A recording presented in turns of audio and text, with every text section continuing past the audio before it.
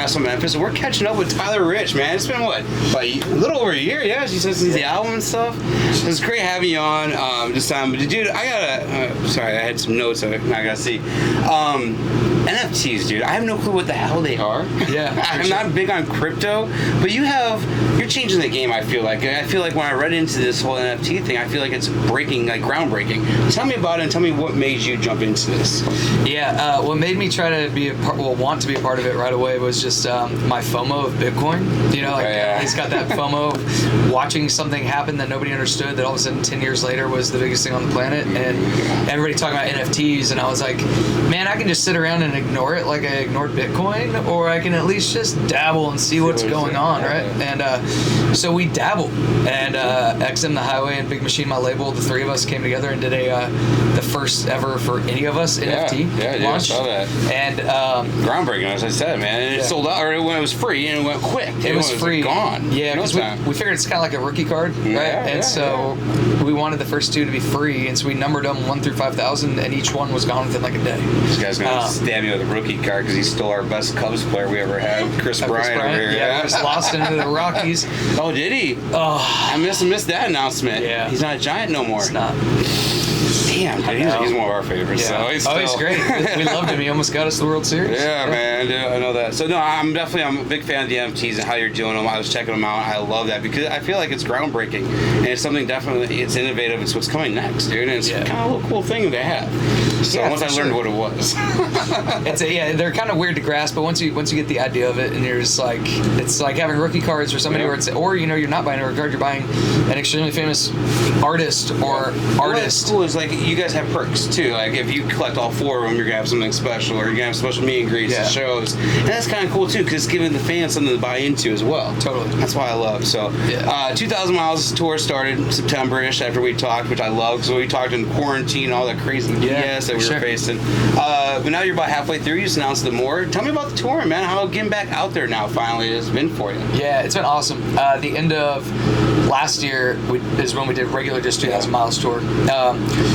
Which was canceled like 4 times when I got to play it, blah, blah, blah. Mostly all West Coast, just that's where I'm from, so we knew the markets we had to hit to kind of make up for lost time. And so we did that. It went amazing, but then everybody in my inbox was like, it's been COVID for 2 years, and you decided to not bring your tour this way? Why? And so we listen, like that's one of the beautiful things about social media is we have access to actually communicate with our fans and the people that are driving this career.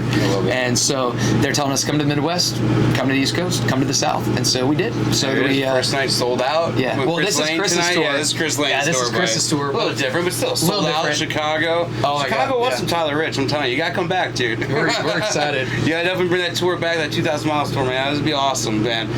Just see, we go till April. Are you thinking about adding any more, or what do you think about doing this summer, man? So the 2,000 more Miles tour does end at the very end of April, and then May and summer is festivals and fairs. The wonderful hot country music weather kind of shows.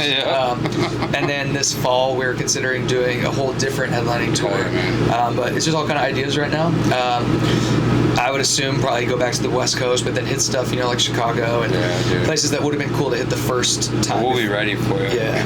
Well, I know you played Joe's Bar on what, 4 years ago, I think, with Eli Young, was it? Yeah, for sure. So now you get Joe's live tonight. So it'd be pretty cool, making a little tour. So the rave tomorrow night. Check out the pool. If you've ever been there. Have you been there? Dude, that pool's pretty tight. You know me, man. I love everything that's like horror, scary, and that place is real horror and scary. Dude, it's like actual ghosts and shit. We love it. We were just there not too long ago. Yeah. So before we wrap up, a couple things. Rich's rescue. We have a nice little pup sitting here. He's actually sleeping. You're telling me all these horror stories about this guy. He's 6-month-old pup over here just chilling. His lip is caught on the bag, and his teeth are just, oh my god, so funny. So his name's Chewkon. I got him from a rescue. Rich Rescues, we talked about last time, but what I do on the road to promote animals in need in the cities that we're touring to the fans in town, and made a relationship with the wonderful people at a Green Bay shelter called Happily Ever After, and they hit me up a couple years later, and they're like, hey, so we have this little puppy that looks just like your husky Abby, and so him and his twin brother, they drove him from Green Bay to Nashville. Oh, wow. And my friend adopted his brother, and I got him. And so it's cool because Yukon's only 6 months old, but he You know, he was born in like a crazy environment in Austin, and then he was shipped up. He was rescued and taken to Green Bay, Wisconsin, where he then went to a foster home. Then was brought down to Nashville to live with me, and now he's just this tour and road dog. He loves it. But this right here, where'd I put it? I just had it. What is it? All right, so Chewkon, we've been calling him Chewkon, right? Because he, in the middle of the night, he'll sneak out of my bunk and chew things up, and or if we're on stage, he'll chew things up. So I got him this muzzle, strictly just to keep him from biting things while we're not on the bus. And I went into sound check. This is day 2. If you could even consider last night, because it was after midnight, his first time, which went well. I came on, and this was just sitting down next to him. Oh, the man. buckles were broken off. This was chewed through the front. How did your mouth doesn't even do that? He's like, it's not even the shape. Dad. It's not even the shape of your snout. So, anyways, we call him Chewkon, and then now he's Chewdini. That's awesome. He got out of his Hannibal Lecter mask. So yeah, since we talked, I loved what you were doing with the Rich's Rescue. So we actually got a rescue dog not too long ago too, and then we partnered this weekend. And since you were coming to Chicago, we partnered with a rescue, and we're like, hey, anybody that joins our Patreon for the next 48 hours, first month we're donating 100%. So we've been doing that amazing. for the next thing. Yeah, just something that's kind of in honor of you, man, and what you guys are doing. Cause I love what you do for these pups. Thanks, I think man. where we did Border Tales Rescue here in town, they actually rescue from Mexico. So like Cancun, Mexico, and everything. Because they said Mexico, you walk them down the streets, there's dogs everywhere. So they bring them from Mexico, and these guys spay or neuter them, and you're good to go. Yeah. We're like, all right. So we got our little Labrador Retriever mix, and of course Marley.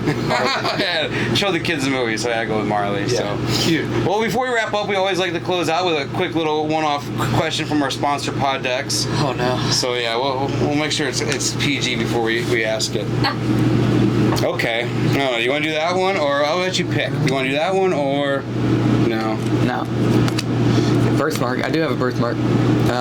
Oh, we did that one with Drew Parker. Is your dad an embarrassing answer? He talked about his dad being an embarrassing answer. Do you have a birthmark? If so, where? I do. It's on my ankle. Okay. Let's do that one. Have you ever been bitten by an animal? Since you do rescues, have you have a crazy story maybe from rescuing a dog? Ever been bitten or attacked by an animal? If by what and why? I was bitten by my friend St. Bernard in high school. And it was so funny because honestly, I can literally, right now as I'm thinking back to it, the pain was so intense right when it happened. I can literally remember the pain. Like I can feel it right now. He ran up behind me barking, and I'm so used to dogs barking. I'm just like, whatever. And he ran behind me, and he literally bit my ass. His whole mouth took my whole right cheek, and bit, but it wasn't like a bite and drag. He just ran up and barked and went, and then backed up. And literally it made me cry. I was like 16. It made me cry like tears. It was so hard and painful. And I had just teeth marks of Beethoven around my ass for like 4 weeks, I guess. He didn't draw blood, but same thing with me. I was like in, I think 4th or 5th grade. It was a girl I was probably crushing on or whatever, and she was in school one day. I remember taking her homework. I remember telling my mom, hey, we gotta go by so-and-so's house. I got her homework. Yeah. And I got to that door. Her dog came out that front door and just jumped on me, dude. Started biting me. I still remember that. But yeah, you remember that, dude. Yeah. Like that little bit of pain, but all my rescue visits have been good so far. Nice, dude. Yeah. They're pretty cautious with any dog that might have been from an abusive situation that might need a little extra leash strength. I love what you do for that, and we're excited to see you tonight, man. We're excited to have you in Chicago, and get back soon, man, when you can. So we definitely want to headline a show, man. We want to see your show here. So guys, Tyler Rich, man, we cannot wait. It's gonna be a great night. Cannot wait. Chicago, let's go. Hell yeah. Thanks, brother.